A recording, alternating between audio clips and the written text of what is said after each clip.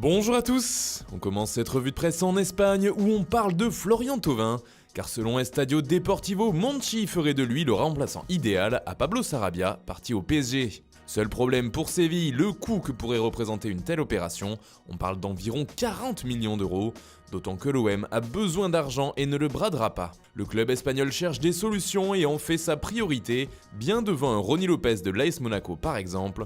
Pour faire baisser le prix, Joris Gnagnon pourrait être utilisé comme monnaie d'échange, explique le quotidien ibérique. On reste en Espagne avec le cas David Alaba. Le Barça l'apprécie beaucoup comme l'avait déjà révélé Mundo Deportivo il y a quelques jours, un dossier dont le journal catalan livre les clés ce dimanche. D'abord, le Bayern est ouvert à un départ et accepterait de l'utiliser comme monnaie d'échange, comme pourquoi pas sur une opération pour Ousmane Dembélé. D'ailleurs, le latéral gauche autrichien veut partir. Son contrat avec le club bavarois se termine en 2021 et il n'a demandé pour l'instant aucune prolongation. Toujours en Espagne, toujours à propos du Barça, c'est Antoine Griezmann qui se livre dans une interview exclusive à Marca.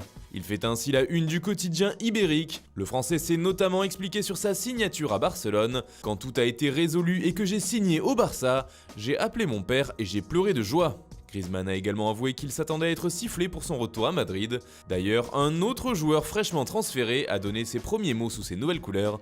Il s'agit de Matthijs de Ligt à la Juve. Ce dernier a tout simplement déclaré « Non, le Barça, je ne voulais que la Juve.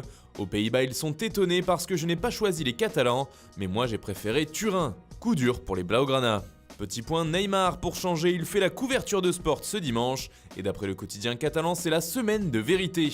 Le Barça, Neymar et le PSG vont utiliser les prochains jours pour concrétiser le transfert du Brésilien. Toujours d'après Sport, les Parisiens qui négocieraient en parallèle sur le cas d'Dybala commenceraient à être pressés de régler le dossier Neymar. Pourtant hier soir, à l'issue du match nul 1-1 contre Nuremberg, Leonardo a déclaré que rien n'avait changé et qu'il n'avait reçu toujours aucune offre pour la star brésilienne.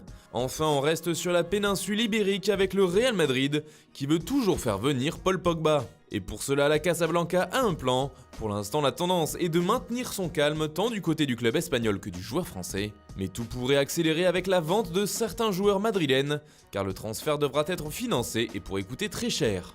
Selon AS, United en demanderait 200 millions d'euros, une somme énorme même pour le Real. Bale, James Rodriguez ou encore Mariano Diaz sont les plus susceptibles de partir, ils sont en tout cas considérés comme indésirables. Zidane n'a ainsi pas mâché ses mots à propos du joueur gallois. Bale a été laissé de côté parce que Madrid tente de le vendre. S'il peut s'en aller demain, c'est mieux, a-t-il affirmé.